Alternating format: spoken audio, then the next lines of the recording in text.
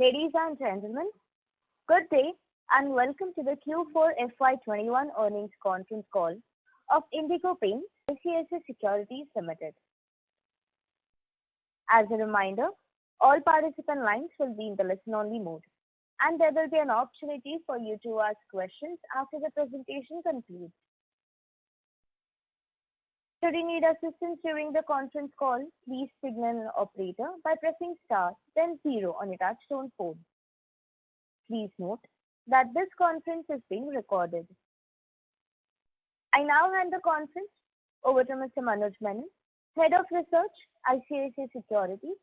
Thank you, and over to you, sir. Hi everyone. Good morning, good afternoon, good evening, depending on which part of the world you are joining from. Hope all of you are safe and healthy. God bless. At ISEC, it's our absolute pleasure to host the first results conference call of Indigo Paints. The management is represented by the Chairman and Managing Director, COO, the CFO, and Investor Relations. So that's that.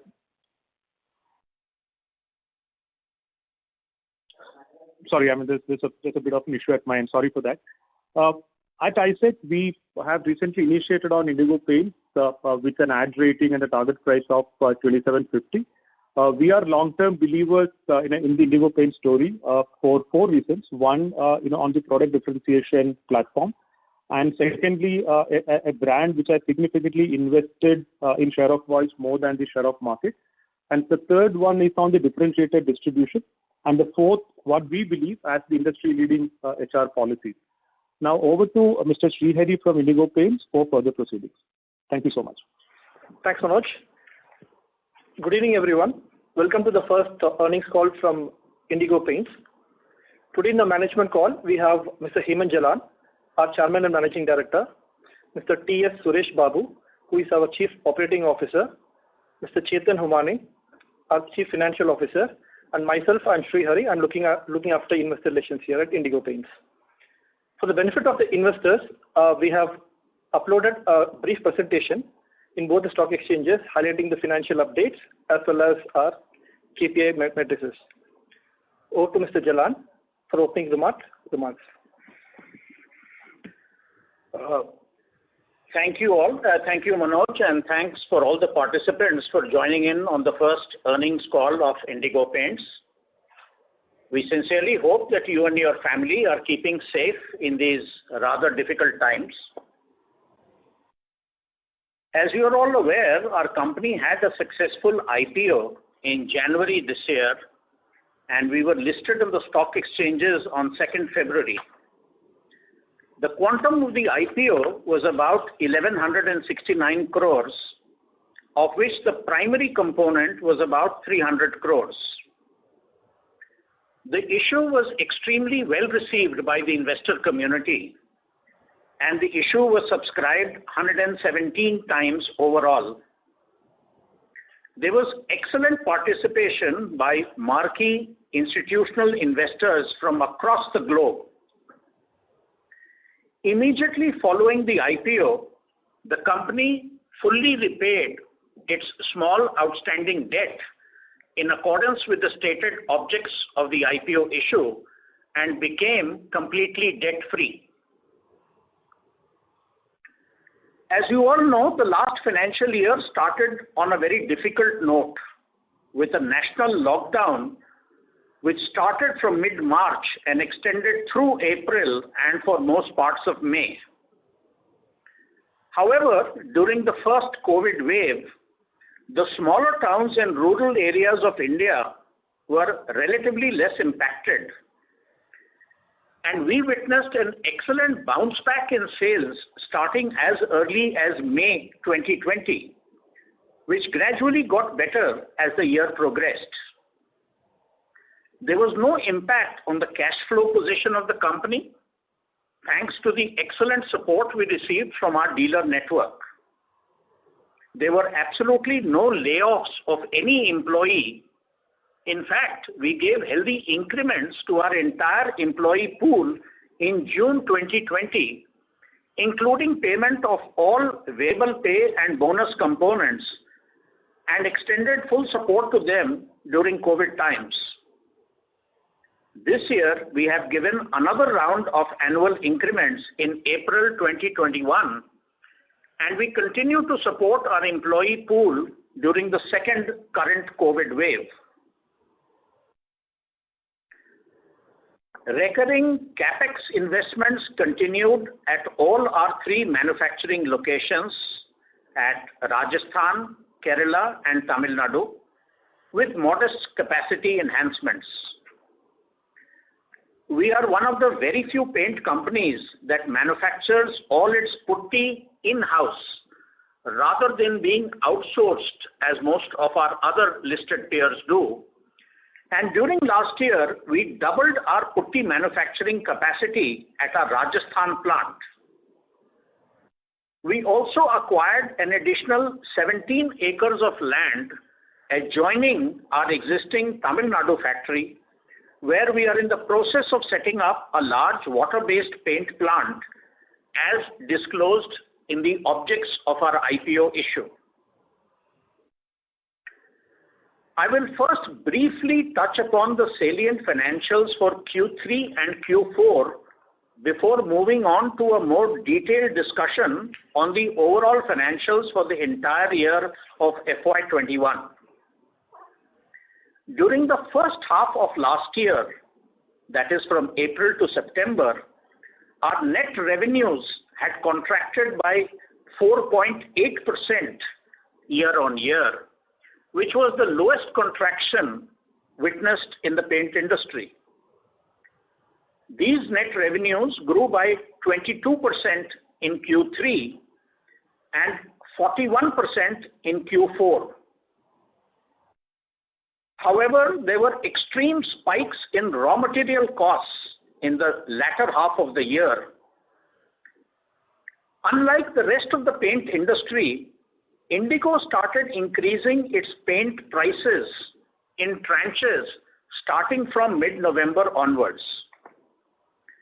We were able to protect our gross margins in Q3 due to several such price hikes. But the gross margins declined somewhat in Q4 due to a continued spiraling of raw material costs. As you are already aware, Indigo Paints spends a very high percentage of its top line on media advertising to build its brand. Advertising during the first half of the year was low due to COVID lockdowns and the monsoon months when traditionally paint companies tend not to advertise. Hence, the EBITDA margins were unusually high during the first half of the year. Q3 saw aggressive media spends both because of the festival season and because of IPL being shifted to Q3 last year. And as you are aware, IPL is a very expensive property on which we have been consistently advertising for the last 4 years. And IPL advertising accounts for a sizable portion of our annual ad spends. Hence, EBITDA margins dipped to 15% during Q3, but recovered to close to our annual levels at a level of 16.9% in Q4. I will now shift to a more detailed discussion on the financials for the entire year of fiscal 21.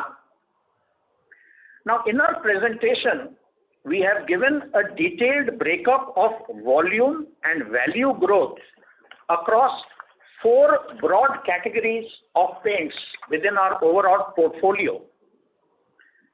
As opposed to what other companies do, we do not believe that giving figures for an overall volume growth for the entire paint portfolio conveys much meaning.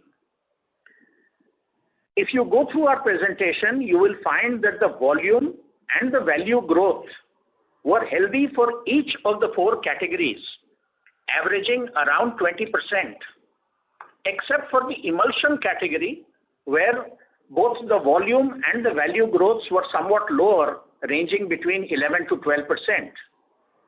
And this is because April and May months are traditionally heavy months for emulsion sales, and the sales that we lost last year in April and May during the lockdown period could not be adequately recovered during the course of the entire year. As Manoj mentioned, we generate a high proportion of our revenue from a very differentiated stream of products where we feel that we are by and large the only manufacturer in the paint industry. This portfolio of very differentiated products, which had contributed 28.6% of our overall revenue in FY20, grew further to 29.5% of our overall revenue in FY21. During the course of our IPO, many analysts had commented on our disproportionate exposure to the state of Kerala, where we have a relatively high market share. However, because of our dominant position in Kerala, it is only natural that other states where our position is somewhat weaker tend to grow at a much faster clip than Kerala. And over time, our dependence on the state of Kerala has been gradually coming down, which in a way is good for the company. During the course of the last fiscal, Kerala's share in our overall revenue declined from about 35% in FY20 to a level marginally lower than 30% in FY21, and is likely to continue to decline as a percentage of revenue in the coming years, even though we register good growth in the state of Kerala. Now, the main engine of growth for a young company like ours for the next few years will be an accelerated expansion in our dealer network and a large increase in our tinting machine population. During the last fiscal, despite the limitations of the COVID pandemic, we increased our active dealer count by an unprecedented 2,000 numbers, from a figure of 11,200 at the start of the year to a figure of about 13,200 at the end of the fiscal. Addition of tinting machines was understandably very slow in the first half of the year, when it was difficult for salesmen to even travel to the dealer outlets to convince them to adopt a tinting machine. But we gathered speed in this dimension in both Q3 and Q4, and our tinting machine population increased by a healthy 1,200 numbers during the year to end the fiscal at a population of about 5,500 tinting machines on the ground. During the course of the year, we have also added 8 new depots. Our first depot in Jammu and Kashmir region by opening a depot in Jammu, our second depot in Uttarakhand at Dehradun, our second depot in Bihar at Purnia, our second depot in Assam at Silchar, our third depot in Madhya Pradesh at Bhopal, our second depot in Orissa at Sambalpur, our third depot in Andhra Pradesh at Kadapa, and our fourth depot in Maharashtra at Aurangabad. And our total depot count, which was 36 at the start of the year, we ended the year with a total tally of 44 operational depots. With the headwinds of COVID and sharply rising raw material costs, it was tempting to reduce advertising spends to maintain profitability. And we noticed that some of our larger listed peers in the paint sector have chosen to do precisely that. However, our company believes that we have a very long way to go towards brand building of a sustained nature. And despite the blackout in advertising during April and May due to the lockdowns, for the whole fiscal, we increased our media advertising spends. And I'm talking about only the media advertising spends, what we spend on television channels or newspapers. It went up from 61.5 crores in FY20 to 63.4 crores in FY21, despite our inability to advertise for several months during the lockdown. However, there are other promotional activities like conduct of painter contact programs, dealer meetings, sales conferences, etc., which were very difficult to conduct during the last fiscal due to COVID restrictions, and therefore our total advertising and sales promotion expense, of which media advertising is a major component, so our total A&P spends witnessed a marginal decline in absolute terms. Now coming to the important financial numbers for FY21. Our gross revenues during the year increased by just over 18% to 813.5 crores, whereas net revenues from operations, which are the revenues after subtracting all discounts, schemes, cash discounts, annual schemes, etc., our net revenues from operations increased by almost 16% to a figure of 723 crores. Our gross margins, which are the highest amongst all the listed peers in the paint industry, declined marginally from 48.5% in FY20 to 48% in FY21 due to the very high pressure from increased raw material prices during the second half. However, the EBITDA for the company in absolute amounts increased by a very healthy 35% to 122.5 crores. And the EBITDA margin percentage as a percentage of revenue rose from 14.5% in FY20 to almost 17% in FY21, which is a healthy increase of 2.5 percentage points. Our profit after tax increased by an even healthier 48% during this fiscal to a figure of 70.85 crores.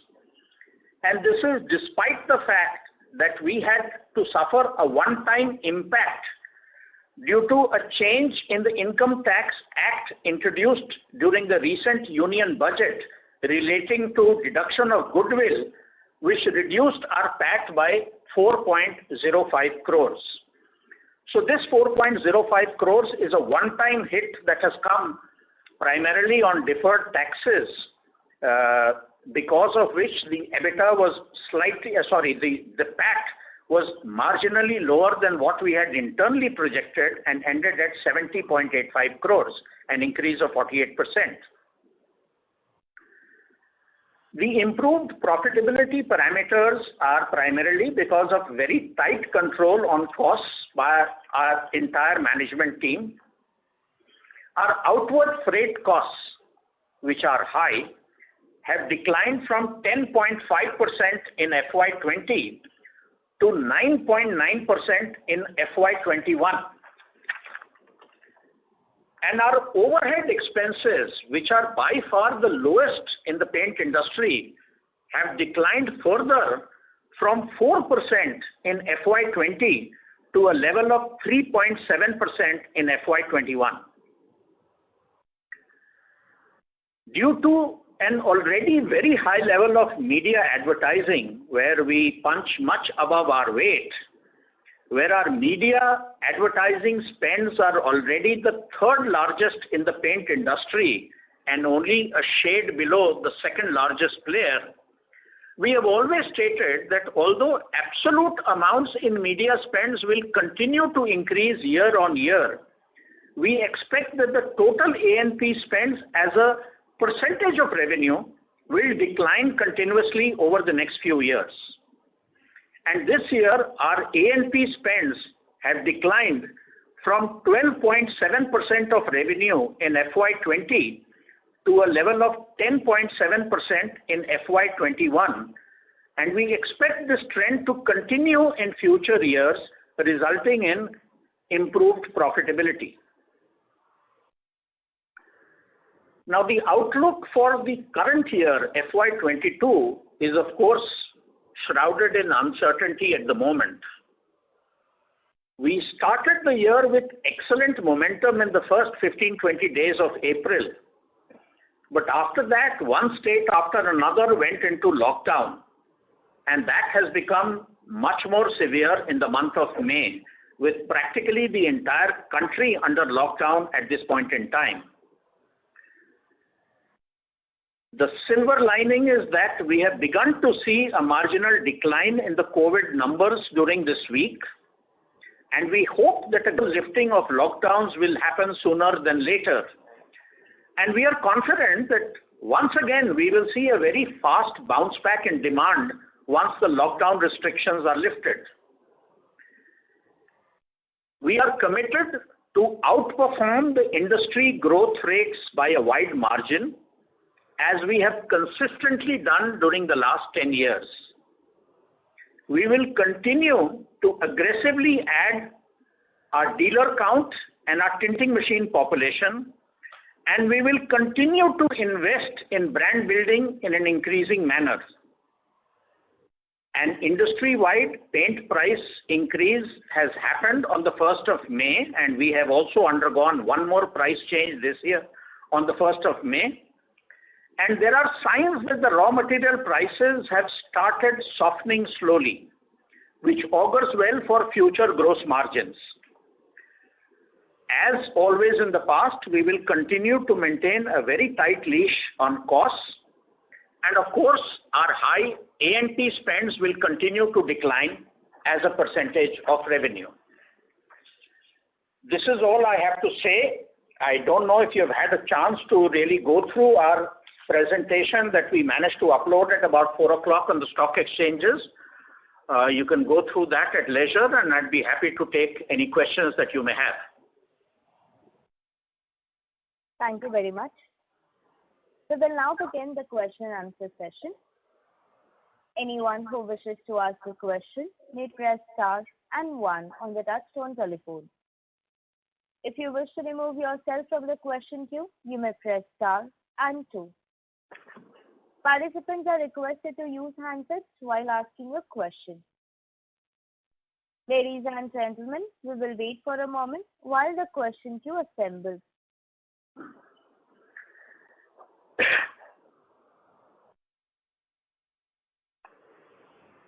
The first question is from the line of Percy Panthaki from IIFL. Please go ahead. Hi, sir. Good evening, and congrats on a good set of numbers. My first question is on your expansion strategy. You have 5,500 tinting machines on a relatively small base of total sales. So if I look at your average sales per tinting machine and compare it to any of the other large 3 or 4 incumbents, the number would be very small. So in this kind of a scenario, how do you make it attractive enough for dealers? I mean, at some point, do they not just take a call saying that, okay, we got this, but the throughput going out of this tinting machine is just too small for it to be remunerative enough for us. So shall we reevaluate this dealership? So have you faced any such issue? Am I looking at it the right way, or am I completely mistaken in my approach?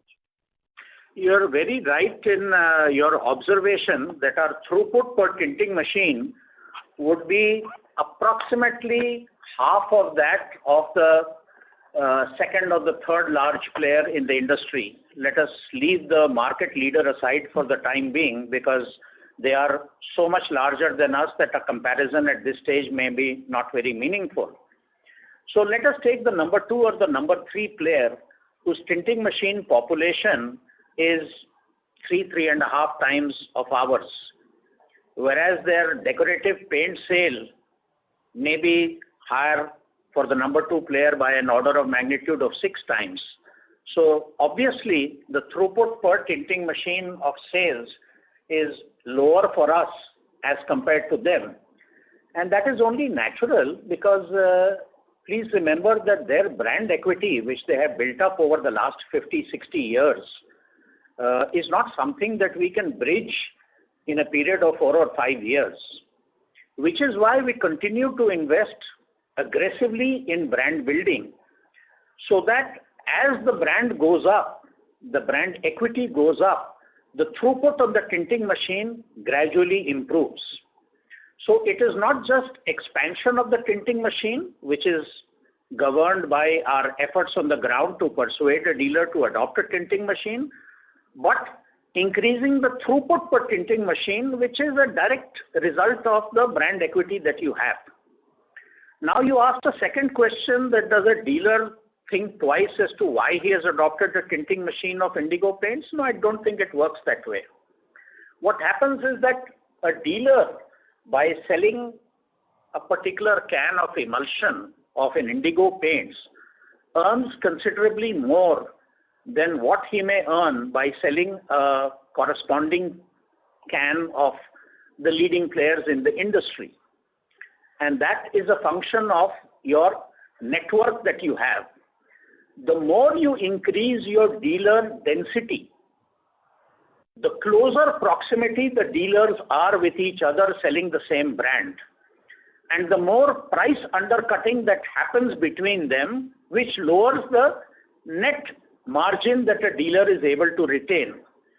Because the population density of our dealers today is at the moment much lower than that of the top 3 players, therefore the level of competition that a dealer faces in terms of a dealer within 100 yards selling the same product is much less, and therefore the margin that a dealer earns by selling a can of Indigo is usually much higher than of the market leader or the number 2 player, shall I say.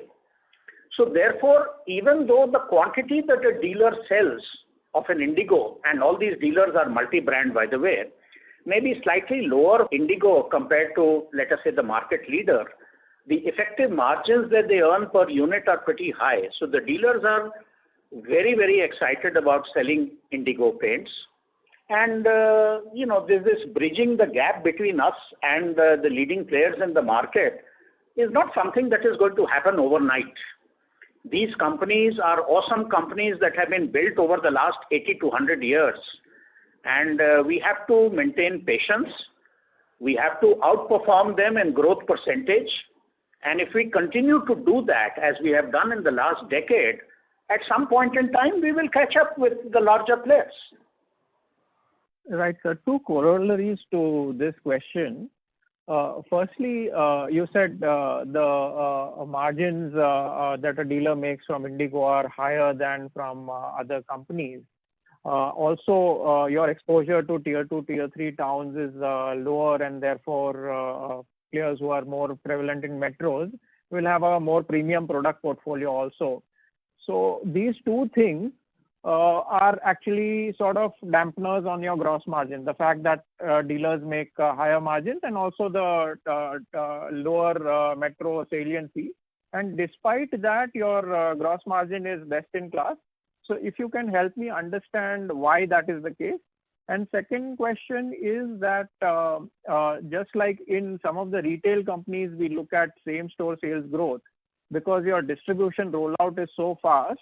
I would also like to get some flavor on sort of an equivalent number of same store sales growth that would be like a same dealer sales growth or a same tinting machine sales growth. I mean, I know you don't calculate such metrics, but any rough idea that you will be able to give on this would also be very helpful. Yeah, that's all from me. Sure. The feeling that premium product sells in metros and the economy or the sub-economy products sell in the smaller towns is a complete misnomer. In fact, from my own observations, whenever I've traveled around the country and visited our dealers both in large cities as well as in smaller towns, what you're saying is not what the reality is. generally I have found that in the smaller towns, the share of premium paints that sells is sometimes higher than what you may encounter in a Mumbai or a Delhi. And that may be very counterintuitive, but that is true. Today, there is no dearth of money in the smaller towns or the rural areas. And people today know where to spend the money on. And therefore, there are many shops that you find in the very smaller town where the economy segment of the paint is simply not stocked because there is no demand for it. People only demand the premium items. So it is a misnomer that premium products sell only in metros. I don't think that that is true. Why our gross margins are higher than others, that's a totally different question, and there are two primary reasons for it. Almost a third of our revenue comes from a highly differentiated stream of products where we have been the category creators, and for most of those products, by and large, we are the only manufacturer, and we have created a very heavy brand equity for some of those products. Naturally, our pricing power for those products is considerably high, and therefore those products yield a much higher gross margin compared to more generic paint products. That is one reason. The second reason for our higher gross margins is that we have fewer factories. We have only 3 manufacturing locations which are strategically located close to the source of principal raw materials. And therefore our incoming cost of raw materials, the inward freight of raw materials, which gets embedded in the cost of raw materials, is generally low. And therefore our gross margins become high because the total material cost as a percentage of revenue becomes lower. The flip side of that is that our products have to travel a larger distance to travel from the factory to the point of sale, and therefore our outward freight costs are slightly higher than competition. But even if you account for both of them together, even if you negate the negative effect of outward freight with the positive effect of lower inward freight, we are slightly better off than many of the larger players. I would not say that we are better off than all of the players. And the gross margin contribution, as I said, another strong contributor is the fact that a large stream of our revenues comes from a very differentiated stream of products. Your third question about... Sir, before you go on to that, the dealer margin differential, could you quantify that? How much it would be versus a second or third number market share player? How much margin differential would you have? See, that would not be a uniform figure from dealer to dealer. Now, the way it works is that the pricing of paint companies to the dealer, and that is what our revenue is, that if you compare products apple by apple, apple to apple, are pretty much uniform across the paint industry. So the revenue that a market leader or the number 2 or the number 3 player gets per can of a particular quality of paint and the revenue that we get would be identical. Now there is a printed MRP on the container, and the difference between the MRP and the price that you have charged the retailer is basically the margin that the retailer retains. Now there is no law that prohibits a dealer from selling less than MRP. Sure. And that is typically what happens in any area when there is any large manufacturer who has a very high density of dealer network. So you could have 5 dealers on the same street selling a particular brand. What happens is that there is a lot of competition between those dealers to hold on to the customer, and they start undercutting the price below the MRP. And therefore the net margin that the dealer is able to retain drops. Understood, sir. Clear. That point is clear. Now the third point that you asked about same store growth versus growth because of expansion in network, I would say is about, when a gut feel would be, it's about 50-50. That whatever our growths that we record in a particular year, about half of it comes from a network expansion and about half of it comes from same store growth. Now, that exact granular calculation we have not done across the dealer network, and it would be somewhat difficult to do it because, even expansion of dealers don't happen at the start of the fiscal. They kind of happen throughout the year. So to give a very precise quantitative number would be difficult, but it does come roughly equally from both places. So both are very important. You need to increase the sale at your existing dealer counters, which we do by giving very aggressive annual schemes and some long-term loyalty schemes which last for 4 years, which is quite unprecedented in the industry. At the same time, we realize that half of our growth has to come from network expansion and the expansion of tinting machines. And therefore, that is something that cannot be ignored, and that is something that we have to focus on with equal vigor. And we try and focus on both, and that has been the reason, I guess, why we have been able to perform much, much higher growth rates than the industry over the last 10 years in succession. Sure. That was very helpful, Mr. Jalan. Thank you and all the best. Thank you. Thank you. The next question is from the line of Shirish Pardeshi from Centrum Capital. Please go ahead. Yeah. Hi, good evening, Mr. Jalan and team. Thanks for the opportunity and excellent opening commentary and the confidence what you have displayed. I'm quite impressed. I have two questions. You mentioned that throughout the year since October you have been taking price increases. And if I look at your presentation, roughly about 56% volume contribution comes from cement and putty, and about 22% comes from primer and distemper. So a large portion of your business has a volume contribution coming from these two segments. How do you decide the price increase? Because my understanding is very weak in this paint industry. So I tend to believe that these are two of the commodity play which directly interface with a lot of local competition. So how the pricing decide, and you did mention that you are close to the proximity of raw material.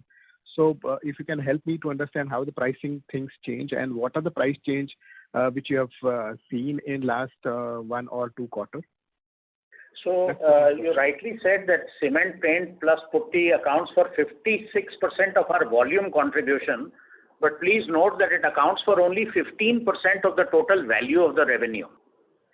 And there would be differences from one company to another, and cement paint is a slightly smaller component. Putty is the real big volume, and roughly for any of the large paint players, putty would account for close to 50% of the volume and maybe 13% or 14% of the value contribution, which is why we say that looking at total volume growth is a pretty meaningless number. And that just suggests a disproportionate growth in putty if volume growth is much higher than value growth, because putty tends to contribute disproportionately to volume and its contribution to value is less. Now, talking about our price increase, our differentiated products are basically in the field of certain very specialized emulsions like floor coats and acrylic laminates and ceiling coats and tile coats and so on. We have a very, very differentiated enamel where the volume contribution may be low, but the value contribution is reasonably high. So for our differentiated products, we are able to make price increase without waiting for the rest of the industry to do so. Now, even if you take a product like cement paint, which is by no stretch of imagination a differentiated product, but please realize that amongst the listed players, we are perhaps the only manufacturer who's manufacturing cement paint. So, we become the only branded player per se in the cement paint category, where the competition is from the unorganized small scale sector.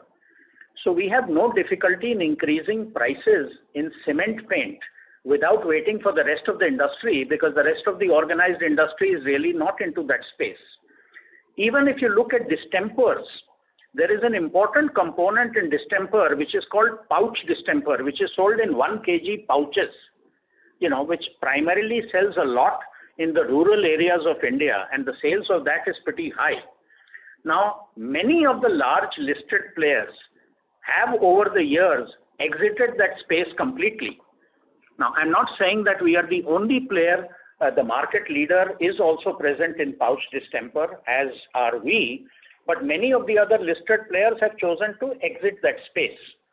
So these also, although they are not really differentiated products, these are products in which the level of competition amongst known brands is very, very low, and therefore we are able to effect price hikes without resorting to, waiting for the rest of the competition to do so. Even when it comes to primers, we don't really count that as part of our differentiated product portfolio, but we do have certain primers which are somewhat different from the rest of the competition. So wherever possible, we could increase prices without waiting for the rest of the industry. We did that, and we did that in tranches. Some products, a basket of products we increased just after Diwali on 16 November, some products on 1st of December, some on 1st of January. And for the more generic products, when the rest of the industry has announced a price hike on 1st May, we have done the price hike along with that. Got it. Just one follow-up on the pricing part. If I look at your numbers, FY21, your growth is about 16%. Would you be able to give me a clear number? What is the price increase has happened in the 16% for full year FY21? It will not be more than about 2.5%, roughly, I would say. You'll have to calculate a weighted average across that. So, and that price increase happened only towards the end of the year. So its contribution for the full year is not likely to be more than even 1%, I would say. Okay, got it.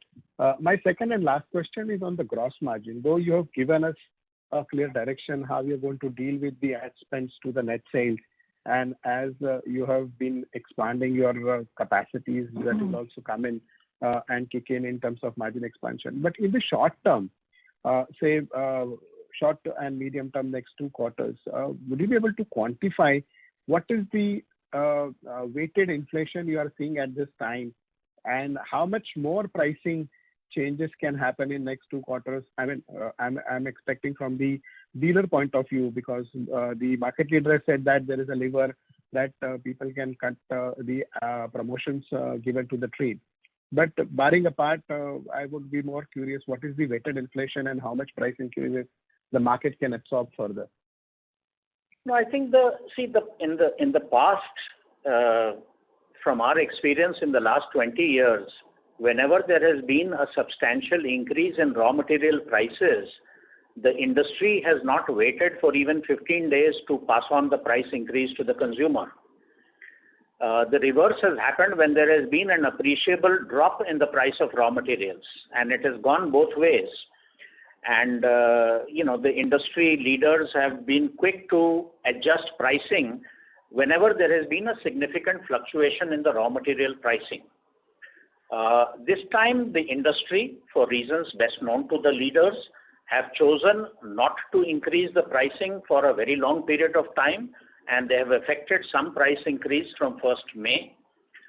We needed to protect our margins, and wherever we could do that without sacrificing sales, we started our price increasing much earlier. Even now, from whatever I can gather by talking to my colleagues elsewhere in the paint industry, to balance the kind of hike in raw material pricing that has happened, there is a need for increase in pricing further. Most of the price increase that has been effected so far has been confined to the water-based paints. Little or no increase has been so far announced in the solvent-based paints, where we have also seen a very, very sharp increase in raw material prices. So it is hoped that... Water is falling from the AC. Pardon? Sorry, yeah, that was some background noise. So we do expect another, on an average, another 3 to 4% increase in the overall pricing Most of it will happen in the solvent-based paint space and a little lesser on the water-based paint space. And there are early trends that raw material prices may be starting to soften. Well, maybe they can come today itself. Right. Oh, okay. There is some disturbance from some of the callers' line. Mr. Pardesi, may I request you to self-mute your line while management is answering your question? There is no disturbance from my side. I've already muted the line. Okay. So we do expect a price increase, another round of price increase. Whether that will happen on the 1st of June or whether after the lockdowns are lifted on the 1st of July is something that I cannot hazard a guess. But I think the industry overall will need another round of price increase to protect its margins. Thank you, Mr. Jalan, and all the best to you. If I have more questions, I'll come back to you. Thank you. Thanks. Thank you. Ladies and gentlemen, to ask a question, you may press star and 1. The next question is from the line of Avi Mehta from Macquarie. Please go ahead. Hi, sir. Hi, Mr. Jalan. Sir, my first question was, we hear of this J curve in demand occurring over time, as we enter new states. If you could kind of comment on this and, whether this is relevant, and if yes, could you share where do we stand in our journey? I couldn't hear you clearly. What did you say? What do we experience in demand? So the J curve that we kind of argue for, that once you enter a state, you typically hit a J curve in demand over time. Initially it takes time to kind of you seed the market and eventually you hit a J in terms of demand pickup. I wanted to kind of first check with you whether that is something that is relevant or correct, and if it is, how do we stand in terms of our journey? Frankly, I've not analyzed the growth in terms of corresponding to any letter of the alphabet, but of course, when you enter a state, it does take a little time to build your network. The fortunate thing for us is that because of our pan-India advertising consistently over the last 5-6 years at a fairly high decibel level. Mm-hmm. For example, when we entered Jammu and Kashmir, which was just 5 months ago, we found that our brand was already very well known amongst the dealer community, and therefore to enlist dealer support did not require that much of pressure. And we have been able to build up a sizable, value of sales on a monthly basis in Jammu and Kashmir in a fairly short period of time. Now, as far as entering new territory is concerned, I think the only territory in India that we have not yet ventured into is the state of Himachal Pradesh. Otherwise, we are pretty much present in every corner of India. And when I say every corner, I mean it includes Andamans, it includes Nagaland, it includes Arunachal, it includes Sikkim. You can name every corner of India and you'll find a rich presence of Indigo paints there. So I think that the time of entering a new state where you were a completely unknown entity, those days are well behind us. And we enter a state, to build a complete network and take the network to maturity is a period that takes, in my estimate, about 5 to 7 years. It's not something that you can do overnight. No, I actually meant, sir, not from a branding point of view, but essentially from a network point of view. So, I mean, while you're obviously an national... Building the network is a slow process because you have to be careful. You have to be careful on your credit limits. You have to be careful that you don't give material to the wrong person. You give material and install tinting machines to people who are genuinely interested in selling your brands. So that is a process that takes a little time. And you do manage to build a decent network in any new state in a period of about 3 years. But to further expand it and say that my network is now 90% complete is a process that takes 6 or 7 years. And unfortunately, I don't know of any shortcut for it, which is why we continue to build our network in almost every state that we are in. And in some states, we have been there for 17, 18 years, and we feel that there is still scope for a lot of dealer network addition. Perfect, sir. That answers my question. No, this is useful. So the second bit was on the price increase. I wanted to just understand, has there been any change in the premium for our differentiated products versus the base product? I don't know how you can compare that, because the differentiated products are in a totally different category.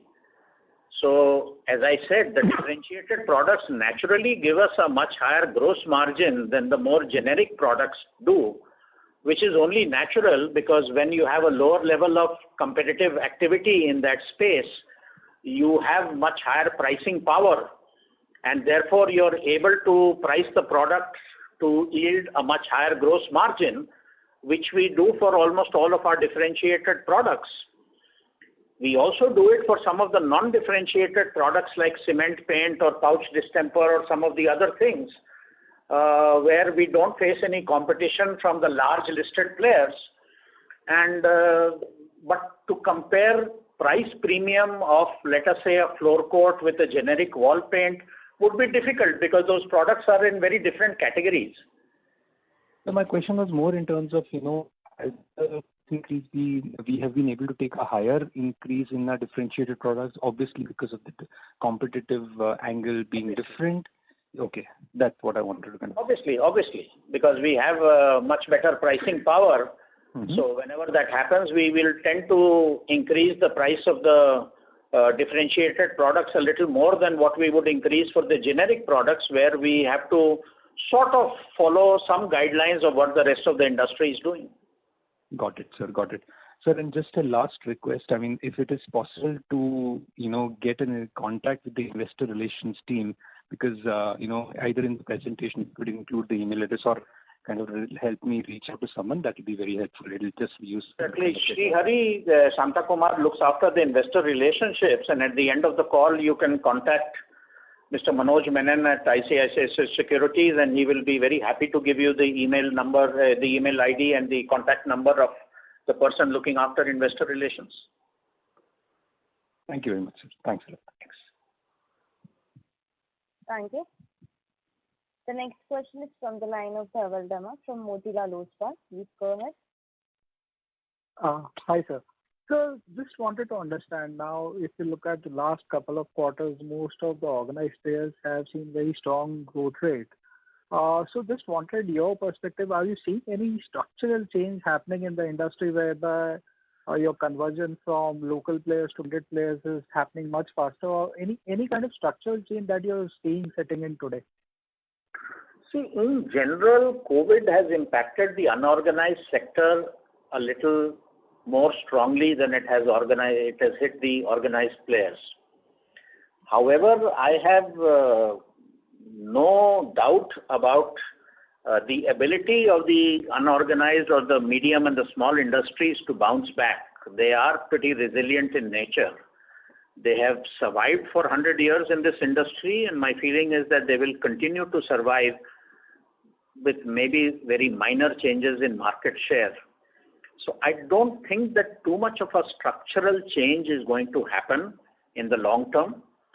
The small scale sector does adapt very quickly, and I'm sure once the pandemic is over, they will come back and claim their existing market share.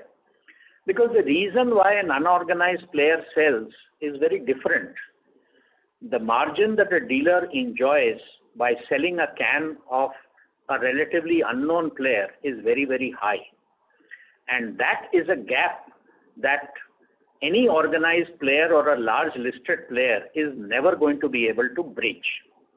And there is a category of customer, however small it is, who is not very concerned about the brand name or very concerned about the quality and is happy to buy a generic product. It's like generic drugs versus branded drugs.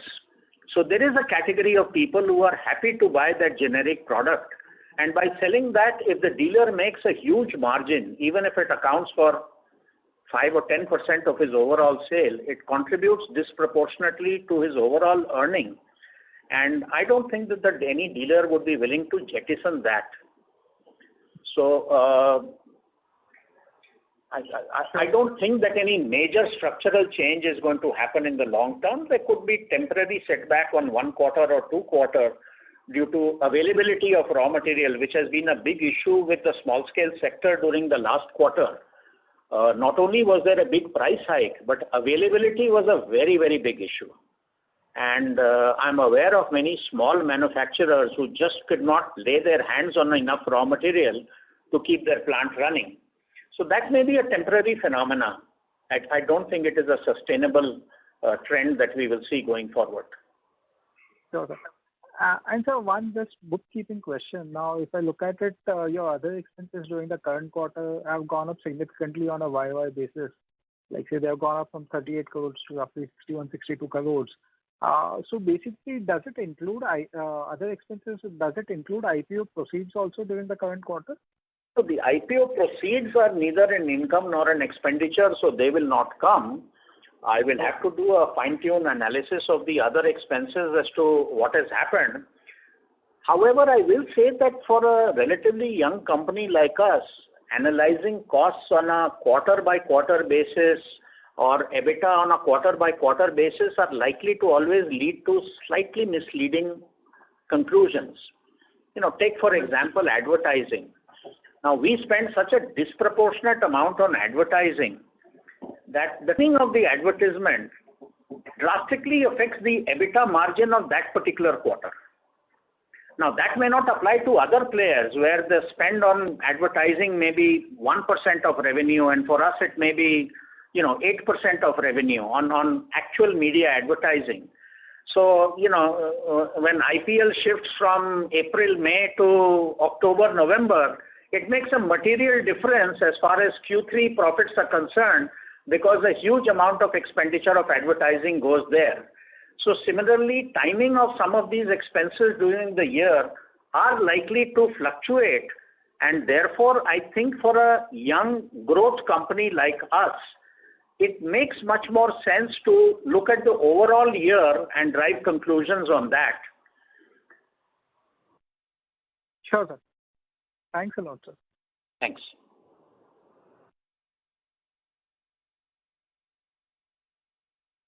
Thank you. The next question is from the line of Amit Jeswani from Stallion Asset. Please go ahead. Hi, Hemantji. You've done a super job creating Indigo Paint. Congratulations on that.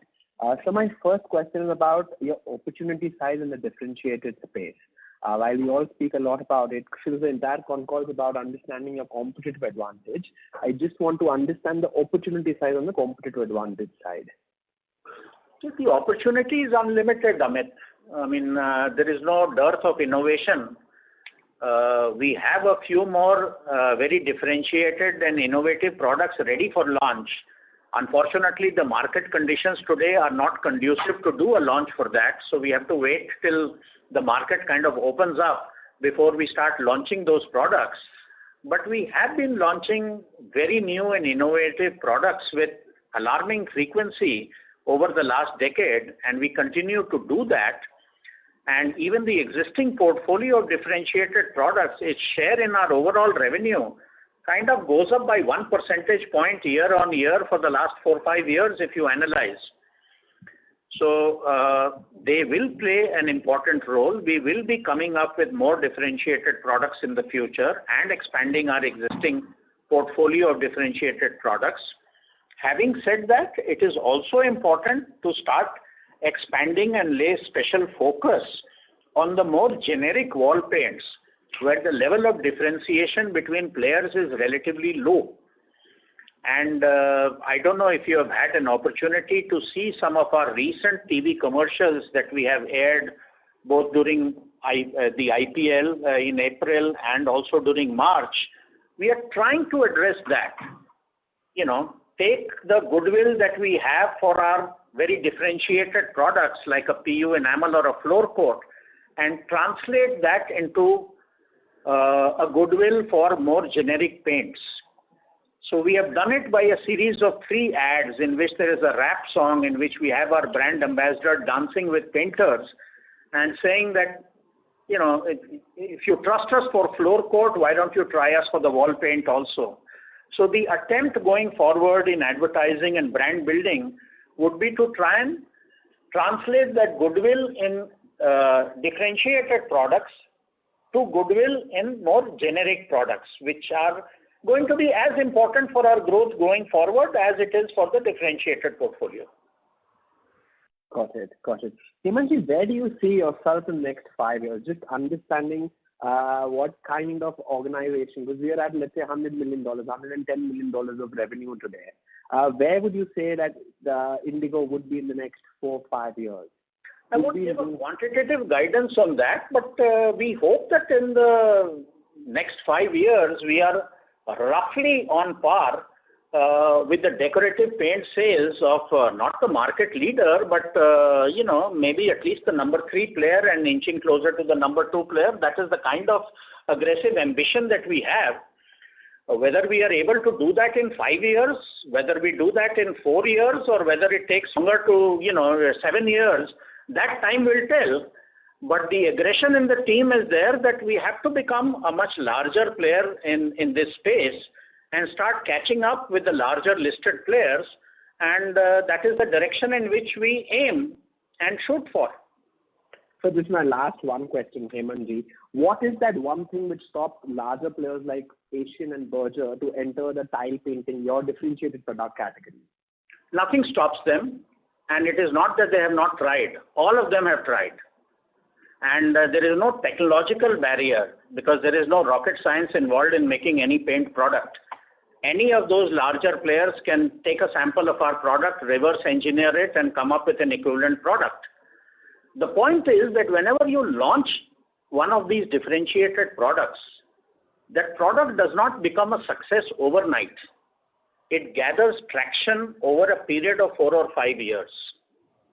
When it is new and it has very low market size, let us say, the larger players tend not to look at it.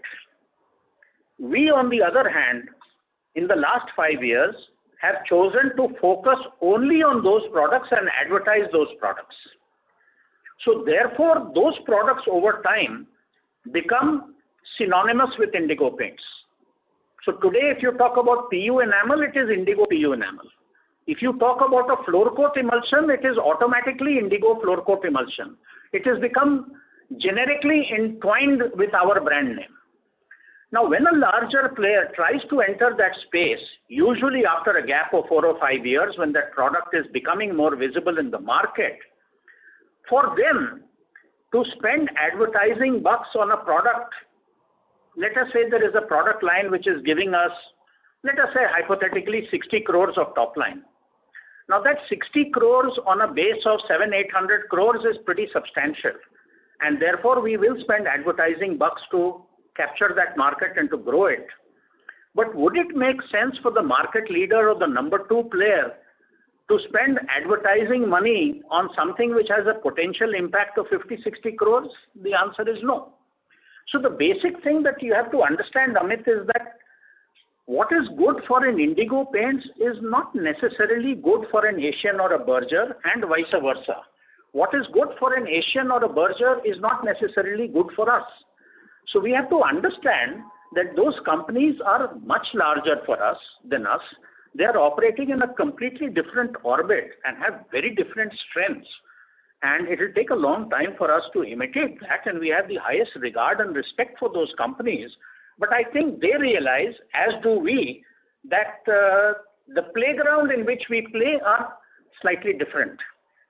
And therefore, imitating one in either direction, if we try to imitate what the larger players are doing, or if they try to imitate what we are trying to do, I think it will be counterproductive for both.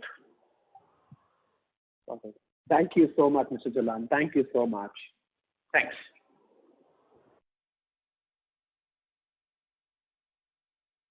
Thank you. The next question is from the line of Tejas Shah from Spark Capital. Please go ahead. Yeah. Good evening, Mr. Jalan and team. First of all, let me congratulate you for one of the most detailed presentation I would have come across on the sector. you have definitely set a high standard for disclosures in the industry already.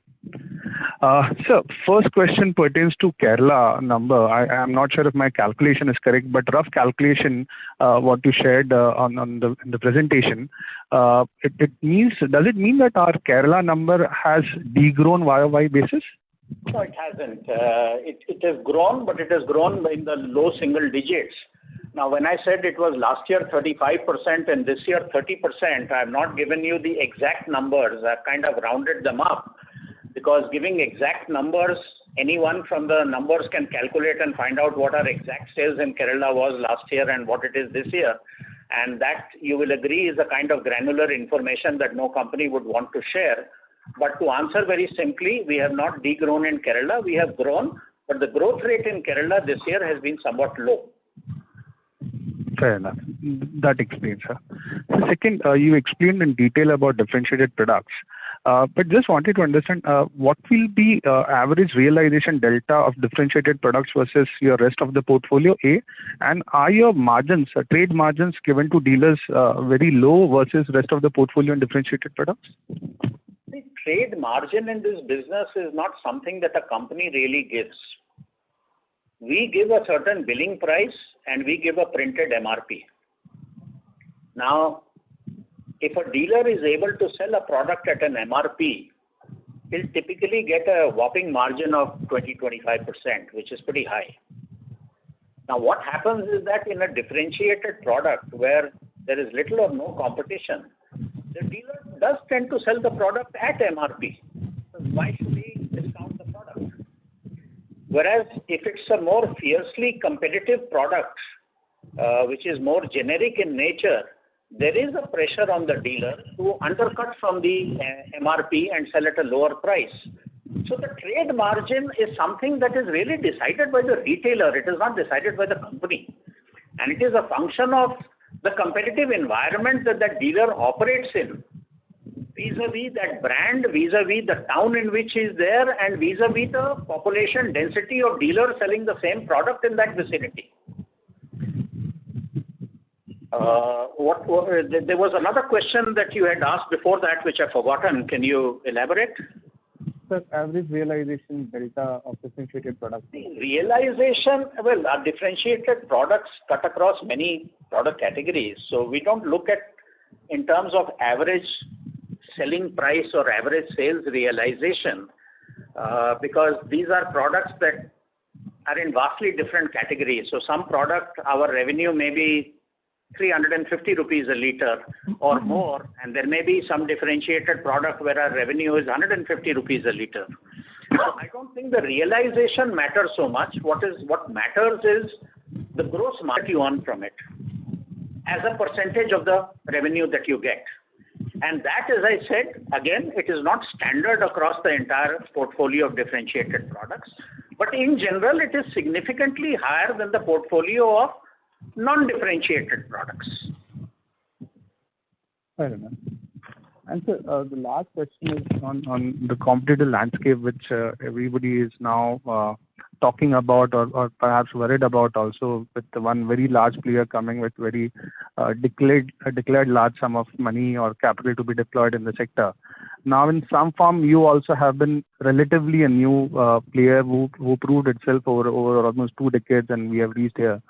So what's your read of the competitive landscape going forward? Do you think that the time advantage in this industry can be overpowered by capital deployment of that stature? And can you actually bridge the gap or learning curve of 20 years by getting into with a huge capital amount in the sector? I don't see. You're obviously talking about Grasim and their announcement to have entered the paint sector. And they have announced in their press conference that they're looking to invest about 5,000 crores. And obviously Grasim is an awesome corporate entity, and one has the highest regards for them. If it were so simple in the paint sector to only get market share by deployment of money, then people like Sherwin-Williams would not have failed in India. And Sherwin-Williams is, I think, the second largest producer in the world, as far as paints are concerned. There have been other companies with very deep pockets who have entered India, multinationals. there have been people of large business groups in India who have also entered the paint sector. And I think what everyone realizes over time is that the barriers to entry are there for good reasons, and it takes time. And money is not something that can short circuit that process considerably. It may help you marginally, but to build your dealer network across the country, especially in smaller towns and rural areas, which are a very important contributor of paint sales today, and to populate your tinting machines across the dealer network is something that will take a long period of time. So I'm sure that a company like Grasim will find its own space and build a space for itself in the paint industry over due course of time.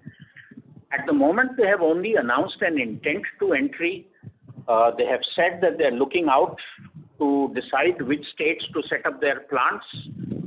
Maybe they have already done that. Maybe they have not. I am not privy to that information. Setting up a plant will take time. And once they do come into the market to build a dealer network, to populate the tinting machines and come up with their own strategy is something that is going to take time. So we welcome competition of any kind, big or small, and it is nice to get good competitors of the quality of Grasim into it. Please understand that the paint industry, the decorative paints industry is already a 40,000 crore industry, and we add about 4,000 to 5,000 crores to the market size every year. So there is space for everyone, and as new entrants will come, some exit also, some new players come in, that is the order of the day, and each one will create a space for themselves in due course of time. And what more can we comment unless we see their strategy unfolding into the market and them making an impact, which is some time away. So there is nothing to be worried about any new entrant coming. They are all welcome. And time will tell as to who executes their strategy in what form. Thanks, sir. Thanks for very detailed answers and all the best. Thanks. Thank you. The next question is from the line of Varun from IDBI Capital. Please go ahead. Yeah, thanks. Thanks for the opportunity. And sir, I must say, it's been one of the best kind of presentation that I would have ever listened to in paint sector. The way you have, kind of very candidly explained that, what it takes to succeed in paint sector. So just, one question on Sherwin-Williams that you highlighted that despite having best of the money power, best of the product quality and all kind of dealer and distributor love making that they were willing to do, they could not succeed in India. And Indigo Paints, the way you have, done a category creation by offering a different product instead of offering a better product and following the route of a better and, kind of incentivizing distribution. Sir,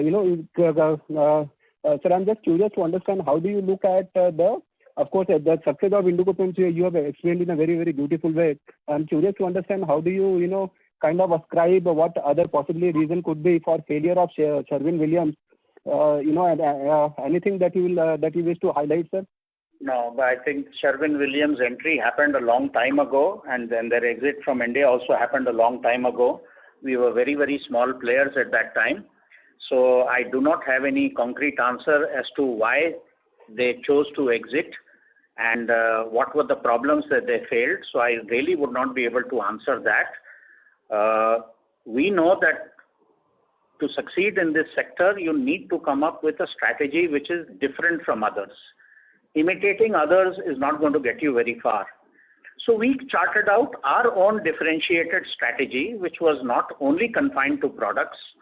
We chose to build our distribution network in a very different way by going the counterintuitive way of starting from small towns and rural areas and then approaching the larger cities, as opposed to most players which try to do it the other way around by starting from the metros and the large cities and then working down.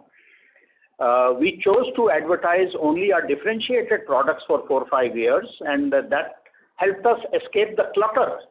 I think 5 years ago, if we had tried to advertise our generic wall paints, we would have been lost in a sea of very large players with much larger budgets, and we would not have had anything distinctive to say. Even if you look at our choice of brand ambassador, we decided to go for someone who has a pan-India appeal. And I think that we chose the right person in Mr. Dhoni, who is literally loved by the country from Assam to Rajasthan and from Kashmir to Kanyakumari, rather than going for, let's say, a Bollywood star who may or may not have the same degree of appeal coming to southern states who have their own celluloid superstars of their own. So in every which way, we have chosen a different route, and that has helped us in our success. Now, if some new entrant were to exactly try to imitate us, maybe they will not get the same degree of success. So each company will have to come up with its own differentiated way to create its mark on the market. And whoever is able to feel the pulse better and execute the plans better will succeed a little faster than others. That's all I can say. Of course, sir, understood. But sir, then a second question on similar line is, now that we have been able to create a very differentiated, for example, brand positioning for floor coating and the entire basket of the differentiated product, we are using similar kind of brand name and brand positioning for even decorative coatings. So how do you think, how are you thinking about creating a differentiated positioning in the decorative coating segment, wherein the top 3 player has already kind of commoditized the segment? So that was a strategic choice that we took about 10 years ago, that we saw that everyone in the decorative paint industry has 12 different brand names. So they have a different brand name for an exterior emulsion in the premium category. They have another brand name for an emulsion in the luxury category, and another one in the economy segment, and a different brand name for interior emulsions, different brand names for wood coatings, different brand names for enamels, and so on and so forth. They may have their own reasons for it, and we are too small to comment on the wisdom of much larger players who have displayed success over a very, very prolonged period of time. We felt that when you have to create brand equity, and when we started advertising, which was about 6-7 years ago, please realize that we started with very modest budgets. Our budgets for advertising were less than 10 crores a year, which is a fairly small amount compared to what the big players were spending. So we took a call that trying to develop brand name for 10 different brands is going to be very, very difficult. And therefore, we decided that if we compress all our brands under one brand name, it would be easier to create brand recognition. So in some ways, you could say that we followed a strategy of a company like Amul, which exists in 15 different product categories, but has only one brand name. Or let us say the strategy of a company like Titan, which makes a range of watches from 1,500 rupees to 15,000 rupees. They may have sub-brands within them, but they are all bracketed under one common umbrella brand of Titan. And even when they switch to eyeglasses, they retain that same brand of Titan. So we felt that for our resources, it made more sense to have one common brand name. And then even if you advertise one or two products, like today, look at a marvelous company like Amul, it does not advertise every product. But if it advertises butter or milk, there's a spillover effect that it gets on baby food, on chocolate, on Shrikhand, or on any other product that it is manufacturing. So that was our approach. Whether that approach was the right approach or the wrong approach, we think it was the right approach and has paid us good dividends and has led to good recognition of the one umbrella brand of Indigo. And we intend to continue with that. Thank you. The next question is from the line of Jay Kumar Doshi from Kotak. Please go ahead. Hello. Hi, good afternoon, and thanks for the opportunity. I've got about 3 questions. The first one is, Kerala was growing quite well for you over the past 4-5 years, and this year the growth is in low single digits. So, what has changed in that market? Any change in competitive dynamics? And, for you to grow, for Indigo Paints to grow 10, 15, 20% faster than the industry growth rate, is how important is it for Kerala to grow at 10, 15% growth rate? So some color if you can provide, what led to some deceleration in growth in Kerala versus what we have seen. Can I answer questions one at a time, Jay, rather than... Yes. Because if you ask three questions at a time, I'm sure I'll forget the first question by the time you ask the last one. So what you're saying is a very pertinent question. Our understanding is that Kerala in the last fiscal has done badly for almost all paint companies. It has been either a very low growth market or a negative growth market for some players, as I informally understand. Of course, exact granular information is very hard to get. Naturally, because Kerala, it still accounts for 30% roughly of our revenue, and therefore if the growth in Kerala was weak last year, it pulled down our overall revenue growth to 16%. If Kerala had grown at double digits, which it had been growing previously, I'm sure our overall revenue growth would have been well over 20%. So it works both ways, Jay. Sometimes there are some years when some state does badly. I don't think it is any change in competitor dynamics. There are reasons that you cannot understand very clearly as to why some part of India starts doing very well for all paint companies in a particular year or a particular quarter and suddenly switches into low gear in another year. So these macro trends are very hard to fathom and understand. So whenever Kerala growth picks up for us, our overall company growth, goes sky high. So that's both good and bad.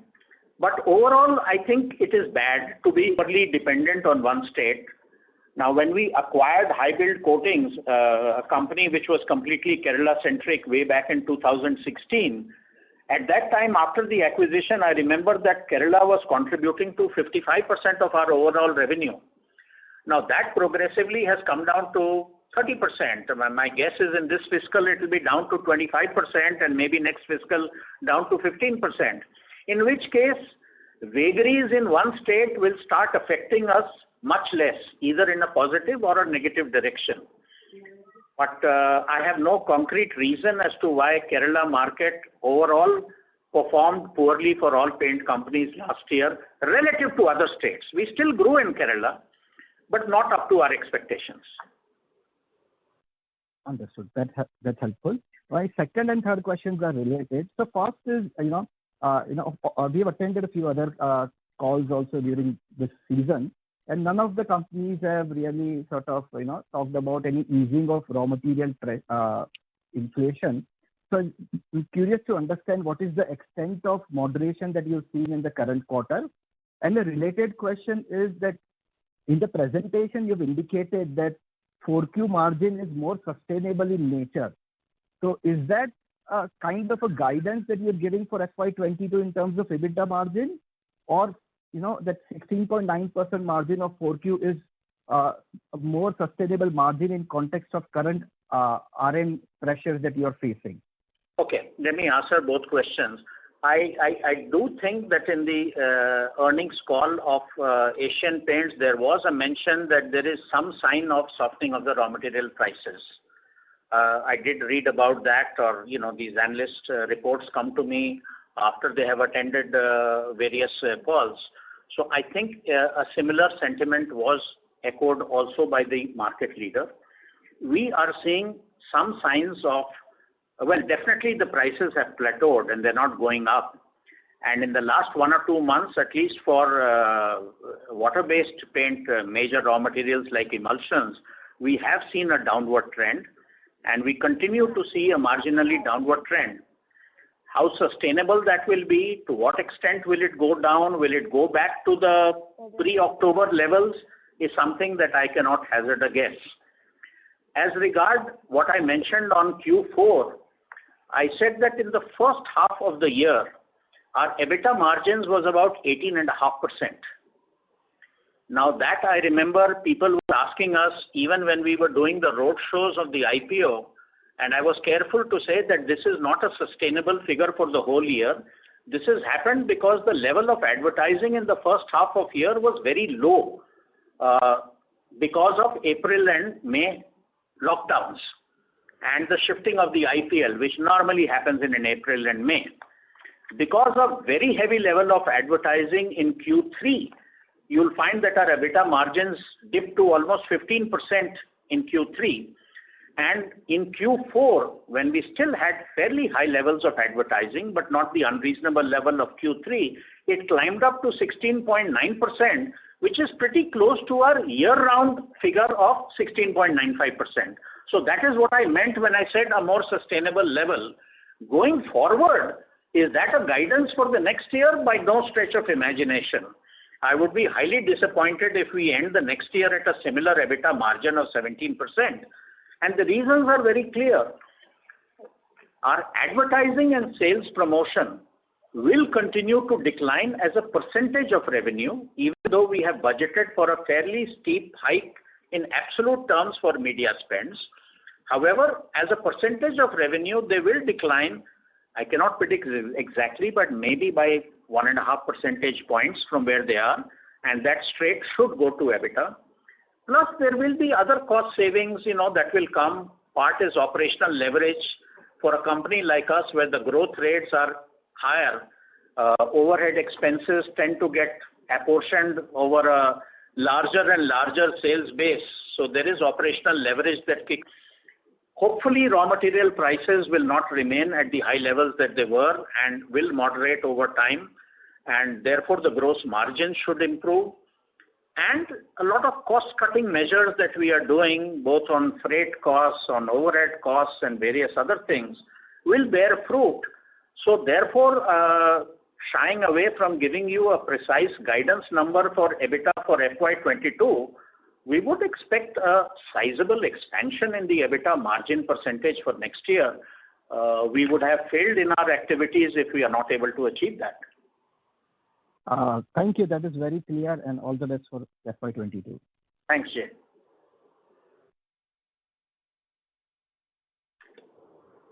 Thank you. The next question is from the line of Agman Shah from Raj Trading. Please go ahead. Hi, sir. Thanks for the opportunity and congratulations on a good set of numbers. Sir, just a question, if you could just lay out future roadmap, let's say for next 3 years, what will be the focus area, which differentiated products will be targeting, and what will be the roadmap in terms of taking up?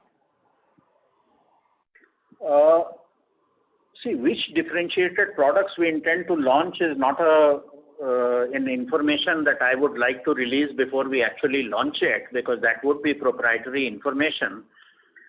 There was a question earlier as to where do we see ourselves 5 years from now, and I think I've already answered as to where we intend to go.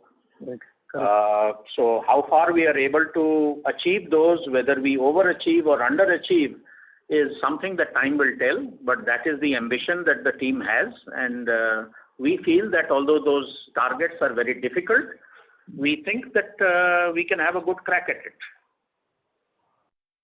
Okay. Thank you and all the best. Thanks.